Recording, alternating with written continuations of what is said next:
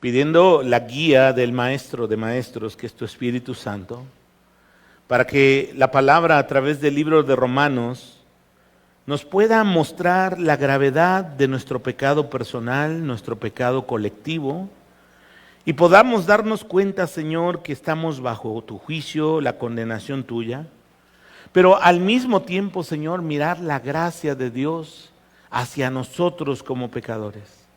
Porque no teniendo nada que ofrecer, Señor, tú nos has dado todo en Cristo Jesús. Mucho más de lo que podemos entender, mucho más de lo que podemos comprender, Señor. Hemos sido bendecidos con las riquezas de la gracia de Dios en Cristo. Te pedimos que hables a nuestro corazón en esta mañana, en el precioso nombre de Jesús. Amén. Bien, abre tu Biblia, por favor, en la carta del apóstol Pablo a los Romanos, capítulo 3. Me da mucho gusto verte esta mañana aquí en Calvary y quiero decirte que nos encanta enseñar la Biblia verso a verso, capítulo a capítulo, libro a libro. Y en esta ocasión vamos a tomar lo que resta del año para estar en la epístola a los Romanos. Hoy es 2 de junio y ya vamos en el capítulo 3. Y hoy vamos a avanzar de los versículos del 1 al 20. Así que mantén tu Biblia en Romanos capítulo 3. Y antes de comenzar, ¿cuántos alguna vez han encontrado dinero así en la calle, en algún lugar? ¿Cuántos han encontrado dinero? ¿Y qué tal? Oh, mira, varios suertudos. Mi esposa es súper suertuda, ¿eh? O sea, yo no sé cómo le hace. Dice que ella es observadora. Pero el otro día se encontró 2,000 pesos. Yo decía, oye, ¿cómo le haces? Yo no me encuentro ni 5 centavos tirados en la calle, ¿no? Y bueno, seguramente te sientes bien cuando encuentras dinero. Incluso yo me acuerdo, como saben, a veces trabajo, bueno, ejerzo mi profesión, estoy involucrado en la industria de la construcción, más o menos, y hay muchas leyendas en las haciendas viejas de Querétaro de que hay oro enterrado, ¿no?, en esas haciendas de la época del periodo revolucionario, y ciertamente algunos han llegado a encontrar oro, ¿no?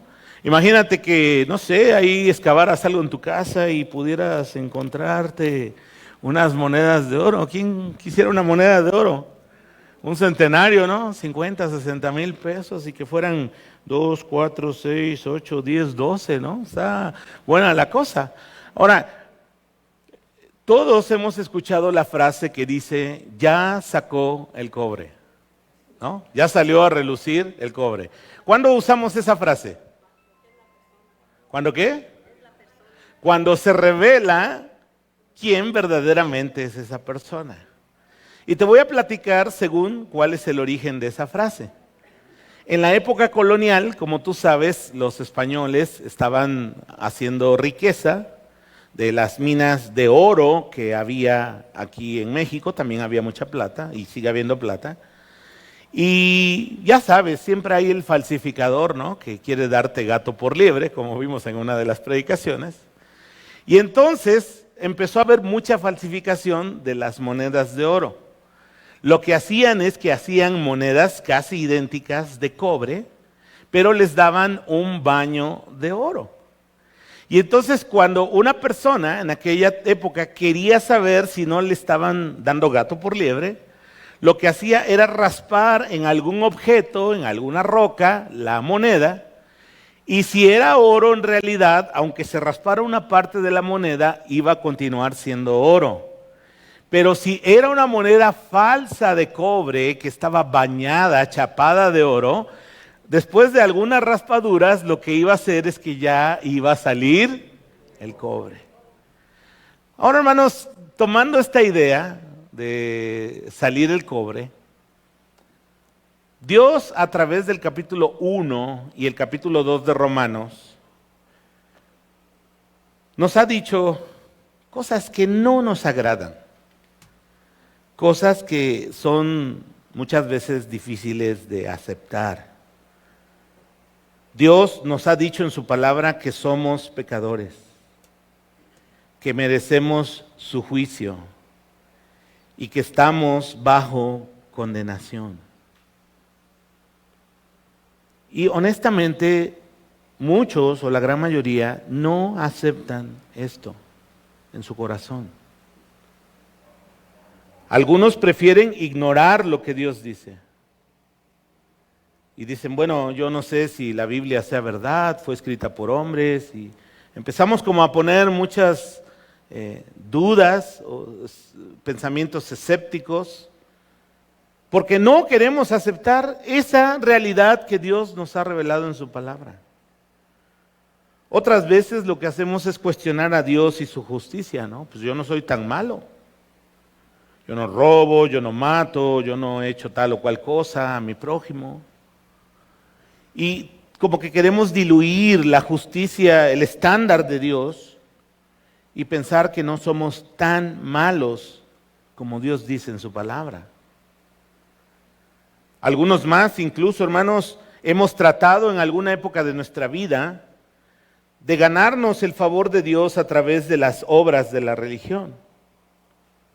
Yo crecí en un hogar con la religión tradicional y yo aprendí que había que ganarse el favor de Dios, que debíamos de portarnos, ¿cómo? Bien. Incluso aprendí esa teología popular donde la vida es como una balanza y entonces yo puedo hacer 2, 3 obras malas, pero hago 2, 3 obras buenas y entonces como Dios estamos a mano, pero lamentablemente eso no es lo que enseña la palabra. Y cuesta trabajo aceptar, incluso pensamientos filosóficos como el humanismo del siglo XVIII, XIX, que hasta la fecha es, digamos, lo que más prolifera en los círculos políticos. La idea es que el hombre es esencialmente bueno y el sistema que lo rodea es lo que lo corrompe, lo que lo hace malo. Pero la revelación de la palabra de Dios va directo al problema y nos dice que el hombre en esencia es malo, pecador. Que los pensamientos de su corazón, acuérdate Génesis capítulo 6, tienden de continuo a lo bueno. No, tienden de continuo al mal. Y Pablo en el capítulo 3 de Romanos, yo le decía a Oscar, estaba platicando con él en la semana de cómo va el avance de Romanos, le digo, él nos va a compartir la palabra el próximo domingo, le decía, tú ya vas a entrar a la parte más chida de Romanos porque viene la explicación del Evangelio. A mí me ha tocado, junto con Ever Bautista, enseñar como la parte más sombría, más triste, ¿no? Como no agradable de lo que está explicando Pablo en el Evangelio. Pero quiero decirte una cosa, es necesario que entendamos la gravedad de nuestro pecado personal y colectivo, para entonces, fíjate bien, poder valorar de manera adecuada la gracia de Dios para con nosotros. Porque realmente, hermanos, estábamos muertos espiritualmente en nuestros delitos y pecados. Realmente estábamos sin fe, sin esperanza, sin Dios. Y hoy Pablo, a través de Romanos 3, del 1 al 20, nos va a tallar para que nos demos cuenta que ahí está el cobre, que somos pecadores, que nadie, ni gentiles ni judíos, podemos pararnos en un pedestal de moralidad y sentirnos más que los demás. Todos estamos bajo el poder del pecado, bajo el juicio de Dios por el pecado y bajo la condenación que Dios ha dictado por el pecado. Pero lo hermoso del Evangelio, hermanos, es que hay buenas noticias.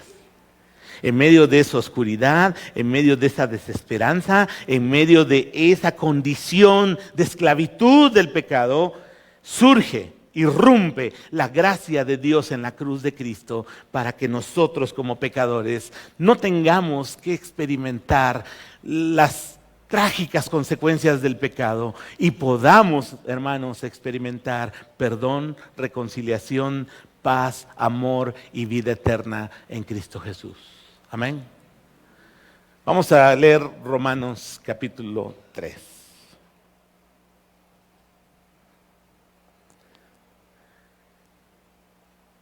¿Qué ventaja tiene pues el judío? Pablo como que se está adelantando a objeciones que sus lectores traen en la mente. ¿O de qué aprovecha la circuncisión? Mucho en todas maneras. Primero, ciertamente que les ha sido confiada la palabra de Dios. Pues ¿qué? Si algunos de ellos han sido incrédulos, su incredulidad habrá hecho nula la fidelidad de Dios. De ninguna manera. Antes bien sea Dios veraz y todo hombre mentiroso. Como está escrito, para que seas justificado en tus palabras y venzas cuando fueres juzgado. Vamos a hacer aquí una pausa. Hermanos, Pablo en el capítulo 2 nos ha dicho que tanto gentiles que no tenían la ley escrita de Dios, sino tenían una ley moral puesta en los corazones. Hablábamos de un código básico, ¿no? Moral, el no matarás, el no robarás, el no mentirás, que universalmente tengan influencia o no de la cultura occidental cristiana, muchas culturas y pueblos adoptan esas ideas como cosas entre lo que está bien y lo que está mal. Ellos van a ser juzgados sin la ley, pero de todas maneras están bajo condenación. Son ley para sí mismos. Y aunque sabemos que robar es malo y mentir es malo y codiciar la mujer del prójimo es malo, como cultura y como personas lo hacemos y hemos roto esa ley natural, esa ley moral, esa brújula que Dios ha puesto en el ser humano. Y entonces tanto gentiles como judíos, que ellos sí tenían el privilegio de conocer la ley de Dios, de ser su pueblo escogido, de todas maneras deshonraron a Dios quebrantando su ley. Y por lo tanto, todos, gentiles y judíos, estamos bajo el justo juicio de Dios y condenación por nuestros pecados. Entonces Pablo, adelantándose a las objeciones que pueden tener judíos, cristianos que están leyendo esto, dice, bueno, entonces ¿de qué aprovecha ser judíos si al final seremos juzgados igual que los gentiles? Y Pablo les dice, claro que hay provecho. En primer lugar, ustedes son pueblo escogido de Dios y les ha sido confiada la palabra de Dios. Y yo les decía, creo que en una de las primeras predicaciones, hermanos, las tres religiones monoteístas, el cristianismo, el judaísmo y el islam, todas tienen su tronco en común en la revelación de Dios a Abraham. De ahí en fuera, el resto de las culturas antiguas, generalmente, casi mayoritariamente, se inclinó al politeísmo y a la adoración de la creación en lugar de al Creador. Y entonces, hermanos, el pueblo de Dios tenía una misión, ser luz para todas las naciones. Y de alguna manera Dios, a través de la historia del pueblo de Israel y a través de los primeros cristianos, ha llevado esa luz a prácticamente todo el mundo. Aunque hay muchas etnias todavía que nunca han escuchado la gracia y el amor de Jesucristo. Entonces sí había ventaja, ¿no? Pero el problema del pueblo de Dios, ¿cuál fue? Que conocían la ley, tenían discernimiento entre lo bueno y lo malo, pero el corazón reveló, la ley reveló lo que había en el corazón, que somos pecadores y que no podemos guardar la ley de Dios en nuestra naturaleza pecaminosa. Por otro lado, hermanos, también siempre hay personas que aunque Dios se les revele, Dios les haga comprender su necesidad de reconciliación y salvación, deciden no creer y rechazan el Evangelio. La gran mayoría de personas, hermanos, hermanas, deciden ir por su propio camino y no creer las buenas noticias del Evangelio. Jesucristo dijo que había dos caminos, ¿se acuerdan? El camino ancho, que ¿a dónde lleva? A la perdición. Y Jesús dijo, muchos son los que por él van. Pero hay otro camino, que es el camino angosto que lleva a la vida eterna, y pocos son los que lo hallan. Y mi oración, hermanos, el deseo de mi corazón, de estos años de servir a Cristo desde que casi le conozco, es que las personas puedan decidir seguir a Cristo, ir por el camino angosto, el camino que lleva a la vida eterna. Pero tristemente la gran mayoría no quiere. Escucha el Evangelio, se dan cuenta que el Evangelio es algo bueno, pero hay cosas que no quiero abandonar de mi vida. Porque pienso que no voy a disfrutar la vida, soy joven, solo se vive una vez, haz lo que te guste y lo que te plazca, y las filosofías del mundo te llevan por ese camino, y dice Proverbios, hay camino que al hombre le parece correcto, pero su fin es camino de muerte. Y cuando uno está joven, el ímpetu de la juventud es tan fuerte que muchas veces eso nos vale un cacahuate, no nos importa. Años después, cuando ya empezamos a sentar cabeza, como se dice coloquialmente, descubrimos que efectivamente ese camino que hemos seguido ha sido un camino de muerte, de destrucción, de calamidad. Nos ha dejado algunos momentos de placer, pero un altísimo costo para nuestra vida. Cristo ofrece una vida plena. Yo he venido, dijo, para que tengan una vida en abundancia. Juan capítulo 10. Y créele al Señor.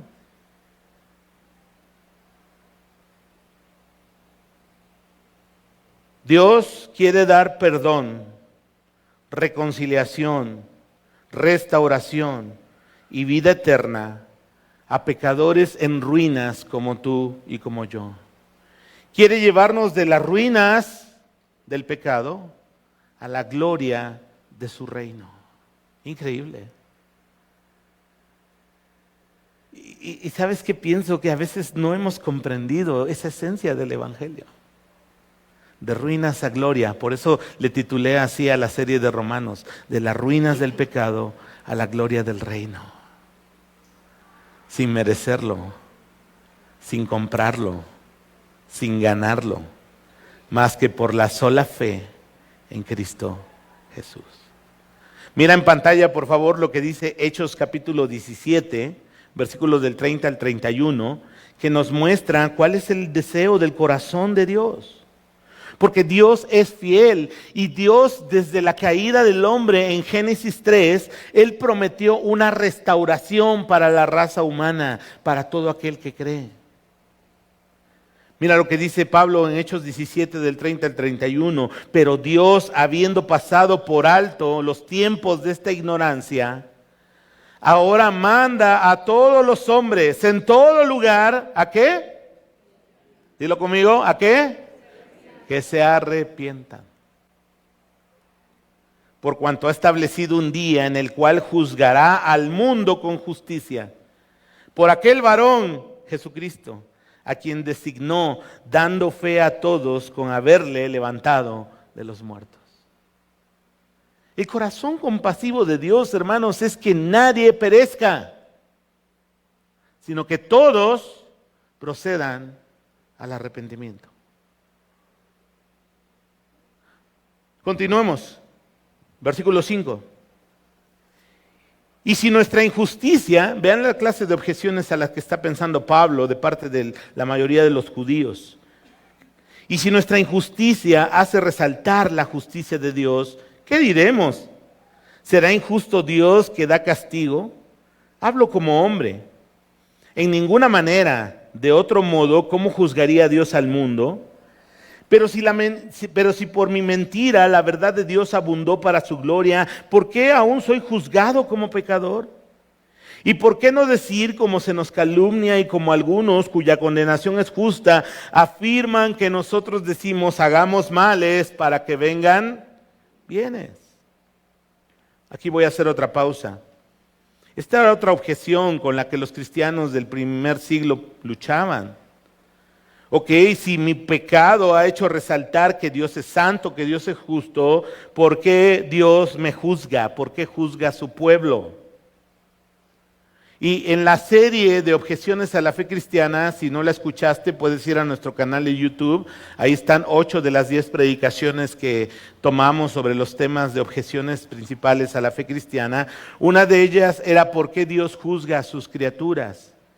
Y en ese momento yo te decía que Dios es creador y por lo tanto tiene la prerrogativa de ser legislador de su ley y juez de todas sus criaturas. Y Él dice que no hace acepción de personas.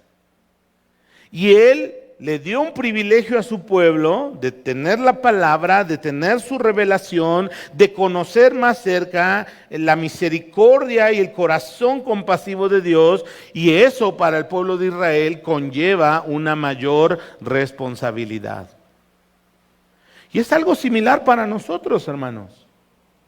Quizá hemos estado escuchando la palabra, quizá llevamos años, a lo mejor desde nuestra infancia, yendo a una iglesia, pero nuestro corazón no se ha entregado a Cristo, nuestro corazón no ha hecho a Cristo Salvador y Señor, y entonces empezamos a poner objeciones. Y empezamos a decir, bueno, es que no soy tan mala persona, ¿por qué Dios me va a juzgar a mí? Dios debiera juzgar a los verdaderamente malos. Pero es que, hermanos, cuando nosotros nos comparamos unos con otros, es obvio que haya personas que puedan ser mejores o peores que nosotros. Pero cuando el estándar contra el que nos comparamos es la ley de Dios, el estándar de Dios, hermanos, todos salimos reprobados. Y entonces tenemos que agachar la cabeza con humildad y decir, Dios, en verdad soy un pecador. Y necesito tu gracia, necesito tu salvación, necesito nacer de nuevo, como dijo la palabra. Eso es lo que necesito. Ya probé esos caminos, ya anduve por ahí, ya miré el mundo y el mundo me prometió mucho y realmente me ha dado nada o muy poco. ¿O no la experiencia de muchos de nosotros? Pensábamos que íbamos a ser más felices. Yo digo una cosa, si verdaderamente lo que el mundo te ofrece hiciera personas felices, no estarían los psicólogos ni los psiquiatras con personas con profundos vacíos emocionales, existenciales, aterrando sus propias vidas. Y entonces Pablo nos dice, bueno, ¿por qué soy juzgado entonces? Es una objeción a la que él se está adelantando. A muchos les parece excesivo que Dios castigue el pecado y la desobediencia de sus criaturas con un castigo eterno por faltas o crímenes o pecados que se cometieron en un tiempo muy específico, finito, de forma particular. Pero lo que este argumento olvida, hermanos, es que la gravedad de la falta no está en función en el tiempo en que dura su ejecución, sino en la gravedad de sus consecuencias. Por ejemplo, una persona le puede tomar unos segundos quitarle la vida a otra, ¿no? A través de unos disparos, a través de, no sé, algún golpe. Pero las consecuencias de quitarle la vida a alguien van a ocasionar pérdidas para la persona asesinada, para su familia y para su entorno. Entonces, si un asesinato tomó 10 segundos, o sea, ¿por qué la pena va a durar 10 segundos? ¿No? O sea, no es en función de eso, es en función de la gravedad, ¿no? Y nuestros pecados, hermanos, han ofendido la santidad de Dios, han ofendido nuestra propia vida, han ofendido a muchos de nuestro prójimo, consecuencias nefastas, tristes, trágicas. Y Dios dice que la paga del pecado es muerte. Y está duro, hermanos. A veces les digo como en un tono de concesión, ¿no? Conceder, suponer sin conceder, dirían los abogados, ¿no? Me gustaría que fuera así, que Dios solo castigara a los más malos. Pero Dios, que es justo, que es santo, Él dice que la paga del pecado es muerte, y todos nosotros hemos pecado, todos. Incluso algunos judíos, hermanos, que rechazaban el Evangelio, pensando en el versículo 8, ellos decían, Pablo, entonces lo que nos vienes a decir es que nos portemos más mal para que la gracia de Dios abunde. Hagamos males para que nos vengan bienes. Pero es que ellos no estaban entendiendo el argumento, no estaban entendiendo lo que el Evangelio, las buenas noticias tienen para nosotros. No es que Dios nos esté incentivando a sumirnos más en el fango del pecado. Al contrario, Dios nos dice, yo te voy a rescatar, te voy a sacar, te voy a limpiar, te voy a poner ropas nuevas, gloriosas, espléndidas, en las riquezas de la gracia de Cristo. Pero no para que vuelvas a esa misma vida, sino para que ahora tú puedas disfrutar de la plenitud de Cristo.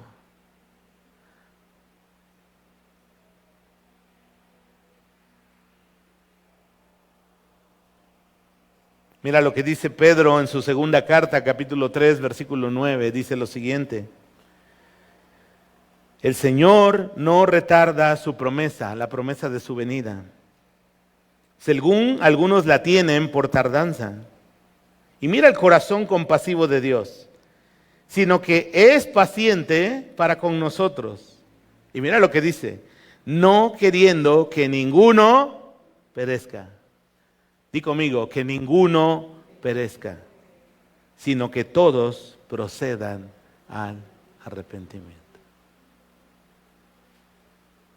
¿Tú crees que Dios es feliz viendo cómo personas pasan a la eternidad muertos, perdidos en sus delitos y pecados? Te digo que Dios no disfruta eso de ninguna manera. Al contrario, Dios se compadeció viendo nuestra condición. Y por eso Dios, el Verbo, se hizo hombre. Vivió entre nosotros. Pagó con su propia vida en la cruz del Calvario nuestros pecados, para que nadie perezca, sino todos puedan tener el perdón, la reconciliación, la restauración y la gloria de Cristo en sus vidas. Pero Dios no va a obligar a nadie. ¿Sí ves ese punto? Para los calvinistas extremos dirían, no, es que los escogidos irremediablemente.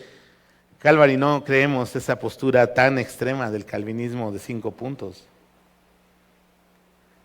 Creemos que hay una responsabilidad humana en decidir seguir a Cristo. Claro, el Espíritu Santo ilumina, el Espíritu Santo te trae a la fe, el Espíritu Santo te pone en tu corazón la convicción de pecado, pero Dios permite que tú puedas tomar la decisión de creer o no creer en Cristo. Todo lo demás lo hace el Señor.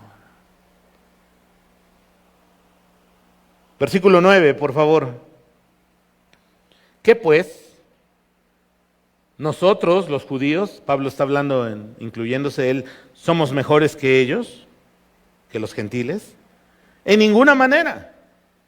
Pues ya hemos acusado a judíos y a gentiles, y lee conmigo la siguiente frase, que todos están bajo pecado. Como está escrito, no hay justo ni aun uno. No hay quien entienda. No hay quien busque a Dios.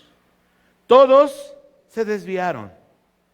Aún se hicieron inútiles. No hay quien haga lo bueno. Repítelo conmigo. No hay ni siquiera uno. Está duro, ¿no, hermanos? Así humanamente dices, o sea, soy una basura, ¿no? En pocas palabras.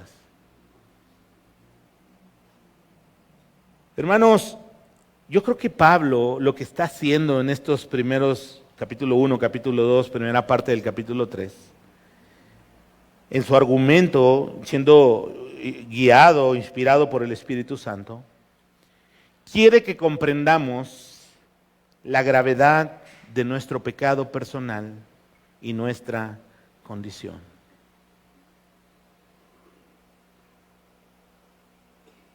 Sin Cristo estamos muertos espiritualmente. No hay posibilidad de salvación. Estamos separados de Dios bajo su juicio y la condenación.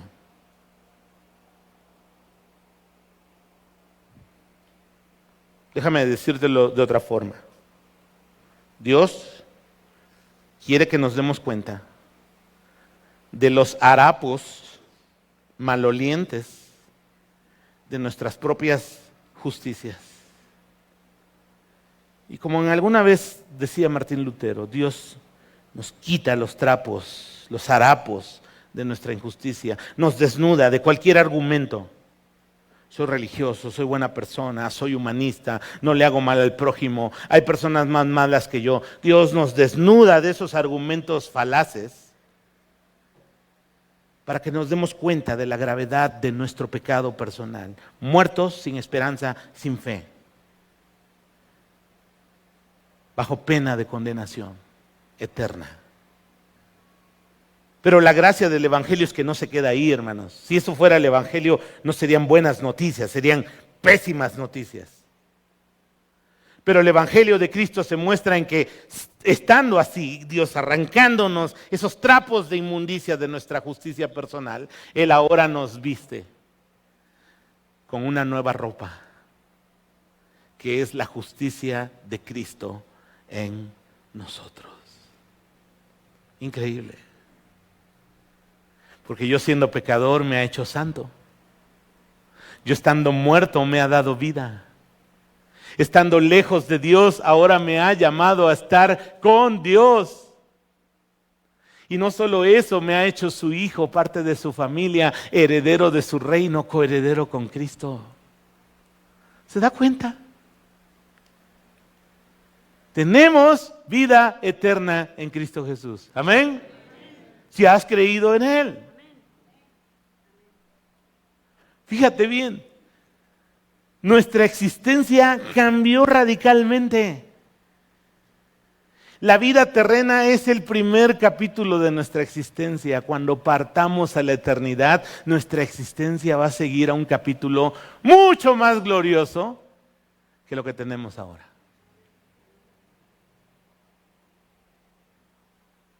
Amén. Y sí, la muerte duele.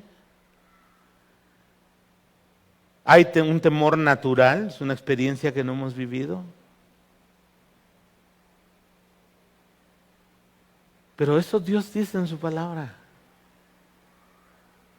Al ladrón de la cruz, ¿qué le dijo? Hoy estarás conmigo. ¿Dónde? Al ladrón. Que bueno, no somos mejores que el ladrón.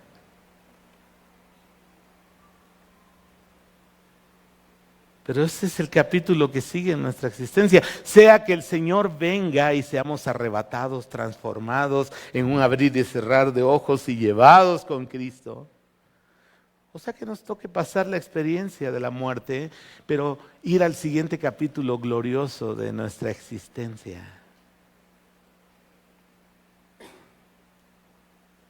Amén. Entonces, Pablo empieza a raspar la moneda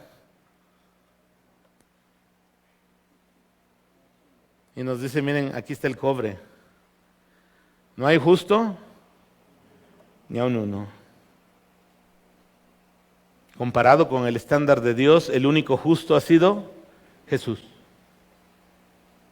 No hay quien entienda. Mira, a lo que se refiere esto no es que no haya gente inteligente, por supuesto que hay gente altamente inteligente, capaz.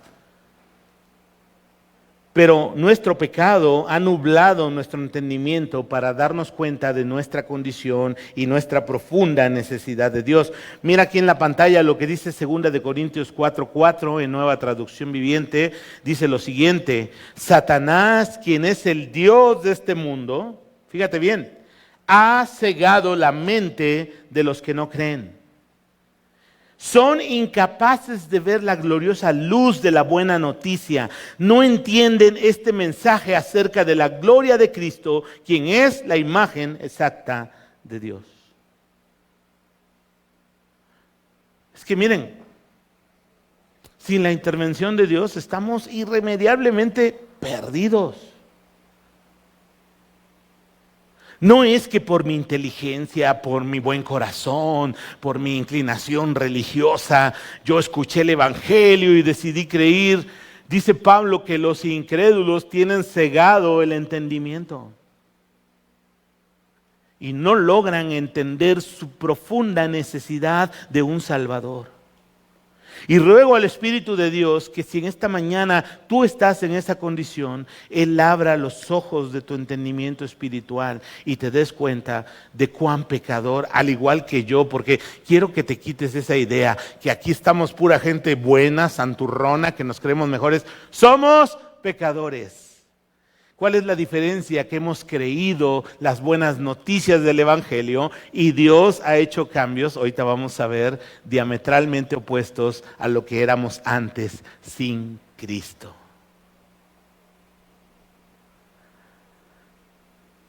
Pero el hecho de que tú y yo hayamos entendido las verdades del Evangelio, nos hayamos dado cuenta de nuestra condición, perdidos, sin fe, sin esperanza, no es una virtud nuestra, de nuestro coeficiente intelectual, es obra del Espíritu Santo, quitando el velo. Porque ¿cuántas veces no escuchamos el Evangelio y no lo entendimos? No lo quisimos creer, no lo escuchamos. Pero un día el Espíritu de Dios, ¡fum!, quitó el velo. Yo me acuerdo ese día todavía, tenía 14 años. Escuché una parábola predicada por un hermano en la iglesia.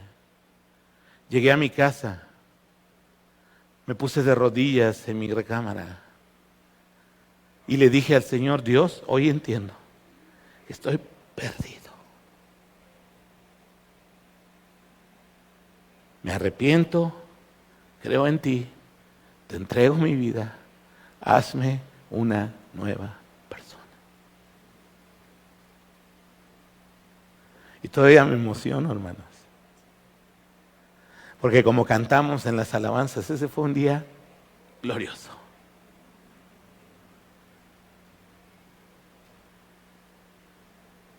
Y 38 años después, por la gracia de Dios, aquí estoy.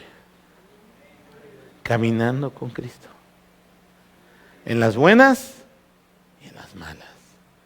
Porque como le dije a la iglesia el otro día en el Marqués, la lealtad de mi corazón a mi Rey Celestial no depende de un diagnóstico médico.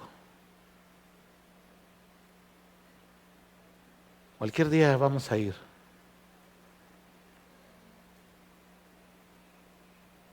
Pero no vamos a dejar de existir. Vamos a ir a una etapa más gloriosa de nuestra existencia.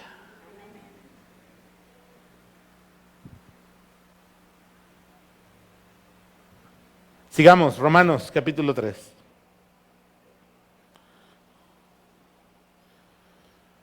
Dice, no hay quien busque a Dios. Ahora eso no significa que no haya una inclinación religiosa de parte de los seres humanos.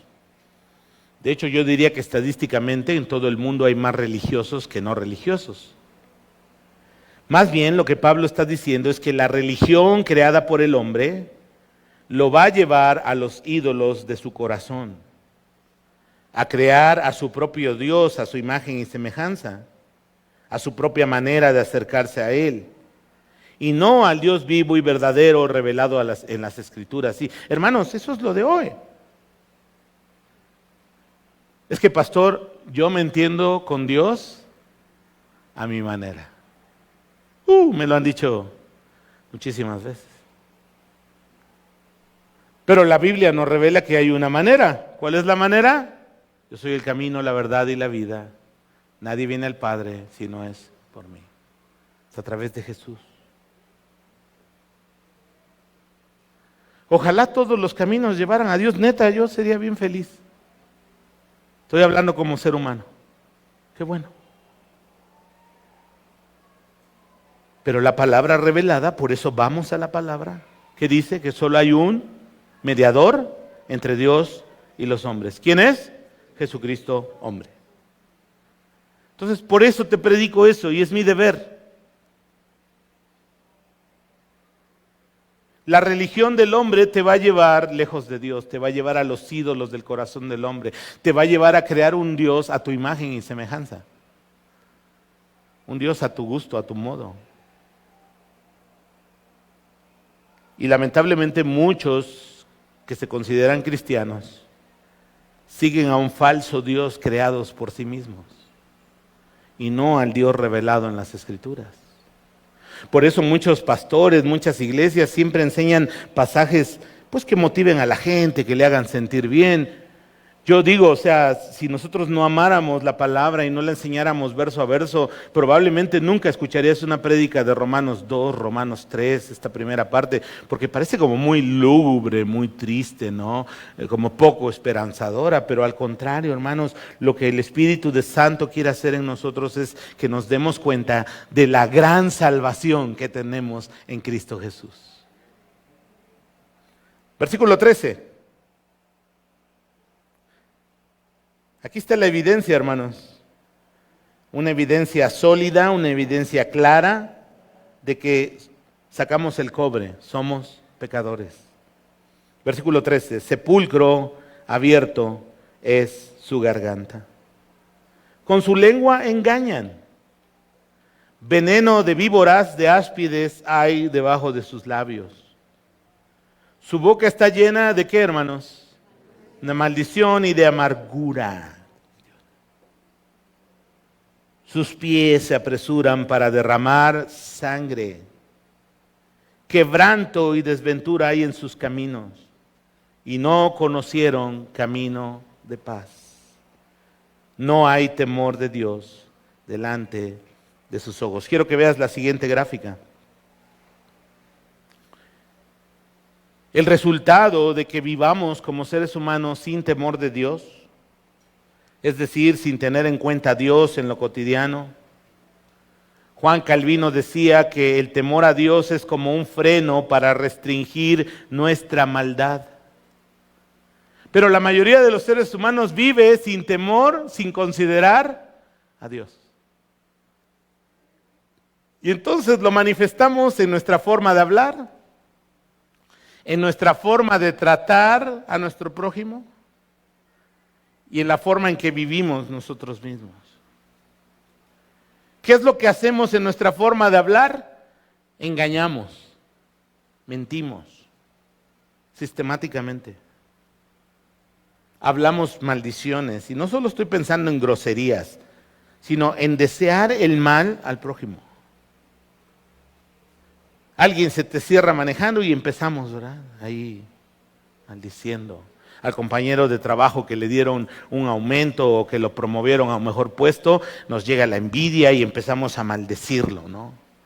¿Cuánta gente no va y visita las casas de brujería para maldecir a otro y que le vaya mal? Pero nuestra boca está llena de maldición y de amargura. Esto se escribió en el siglo I, hermanos, años 57. ¿Refleja la sociedad de hoy? Claro, somos los mismos. Más sofisticadones, pero somos los mismos pecadores. Entonces, está raspando el cobre, Pablo, la moneda de oro, y está saliendo el cobre. Observa nuestra manera de hablar, engañando, maldiciendo y llena de amargura. Ahora, observa nuestra manera de tratar al prójimo. Neta, no nos importa el prójimo.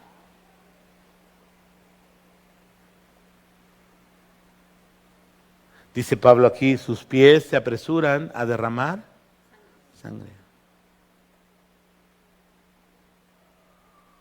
¿Y cuánta sangre no se ha derramado en los últimos 20, 25 años en nuestro país? Mira, no habíamos tenido un país tan violento como el que hubo en la época de la Revolución y unos años después, donde, como dijo la canción de José Alfredo Jiménez, la vida no vale nada. Él escribió en ese contexto eso. Pero hoy la vida no vale nada. Y no estoy hablando de política. Esto tiene ya muchos años ahí cocinándose.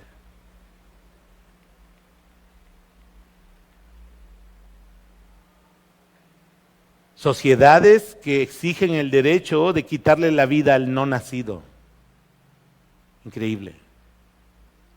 Esa falta de sensibilidad, esa falta de amor natural. madres matando a sus propios hijos. Puedes ponerle el eufemismo que quieras,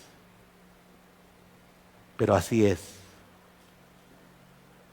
Sus pies se apresuran a derramar sangre. Y luego, finalmente, queremos ser felices, pero el pecado que nos trae quebranto, estamos rotos, nos trae desventura, infelicidad, falta de satisfacción, falta de sentido, de propósito para la vida. Y no conocieron, dice Pablo, camino de paz. No hay paz. Y mira, no quiero decir que el creyente no pasa por un momento de ansiedad, por momentos de aflicción, pero al final vamos a refugiarnos con Cristo y Él es nuestra paz. Él es nuestro consuelo, Él es nuestra esperanza. Ahí lo encontramos. Pero el no creyente que no conoce a Cristo, hermanos, no tiene dónde encontrar verdadera paz. ¿Quieres encontrar paz? Encuéntrala en Cristo. Él dijo, mi paz os dejo y mi paz os doy. Yo no se las doy como el mundo la da. Amén. Terminamos con el versículo 19 y 20. Dice la palabra, pero sabemos que todo lo que la ley dice, lo dice a los que están bajo la ley, para que toda boca se cierre y todo el mundo quede bajo el juicio de Dios. Y por favor subraya este versículo 20, ya que por las obras de la ley ningún ser humano será justificado delante de Él. Porque por medio de la ley es el conocimiento del pecado. ¿Te acuerdas la balanza? Hago 3 obras malas, abro 3 obras buenas. Esa es pura porquería de teología. No sé de dónde salió eso. Bueno, sí sé, pero no voy a decirlo ahora.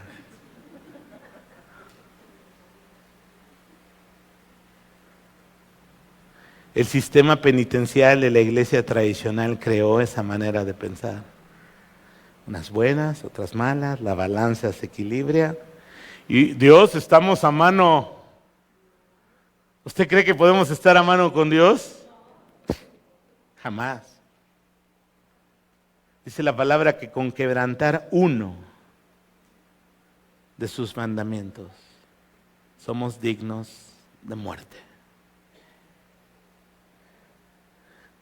Por esa razón, hermanos, el pecado ha afectado todas las dimensiones de la vida humana, todas. Y por eso necesitamos restauración del corazón, necesitamos un nuevo espíritu, necesitamos una nueva mente, necesitamos un nuevo cuerpo que también está prometido en la salvación. Necesitamos una nueva forma de ver la vida, una nueva cosmovisión. Necesitamos nuevos hábitos, nuevos valores, nuevas actitudes. A eso Jesús le llama nacer de nuevo. Hechos nuevas criaturas por el poder del Espíritu de Dios. La religión rancia, vacía, cosmética, le digo yo, donde aparentemente somos buenas personas, pero como Jesús le dijo a los fariseos, ustedes por dentro son sepulcros, asquerosos, malolientes, podridos. Esa religión es falsa, hermanos. Dios no se impresiona por cómo nos vemos por fuera, lo que hacemos por Él. Dios quiere hacer esa obra de nuevas criaturas en nosotros. Yo te digo una cosa, si tú has estado aquí en la iglesia y no observas que Dios está haciendo algo nuevo en tu corazón, en tu mente, en tu espíritu, en tus hábitos, en tu ética, debieras preguntarte si realmente has nacido o no de nuevo. Es imposible que el que ha conocido a Dios no tenga una evidencia de esa nueva vida en su corazón, en su vida, en su hábito diario. ¿Significa eso que somos perfectos? Ya te lo he enseñado. No, no somos perfectos. Yo quiero que eso también te lo lleves en tu mente. No estoy hablando, ni creo que la palabra sí dice que vamos a ser perfectos cuando estemos ya libres de este cuerpo de muerte, de este cuerpo pecador. Pero tiene que haber evidencia de que el Señor está haciendo cosas nuevas en nosotros. ¿De qué sirve saber? ¿De qué sirve oír? ¿De qué sirve cantar? Si por dentro estamos podridos, seguimos rotos.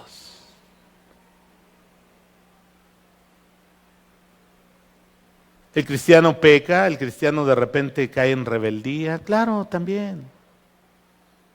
Pablo hablaba de cristianos carnales, ¿no? En Corintios.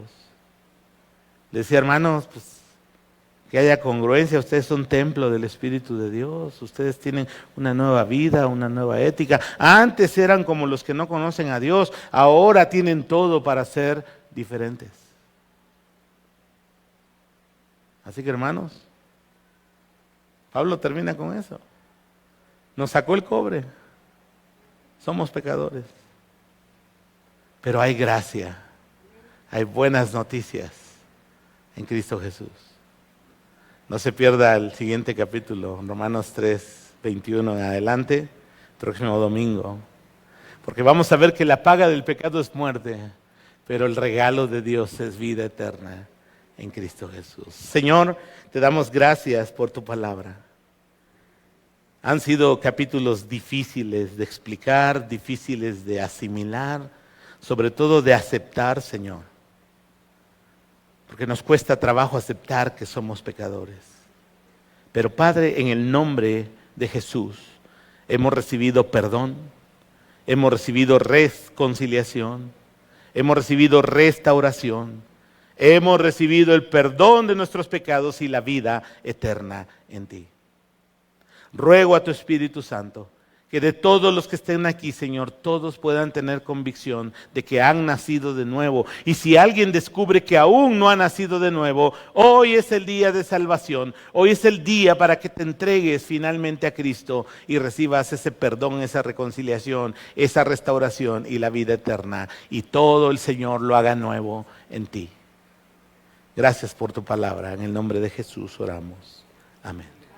Muy bien, hermanos, vamos a levantar nuestra ofrenda y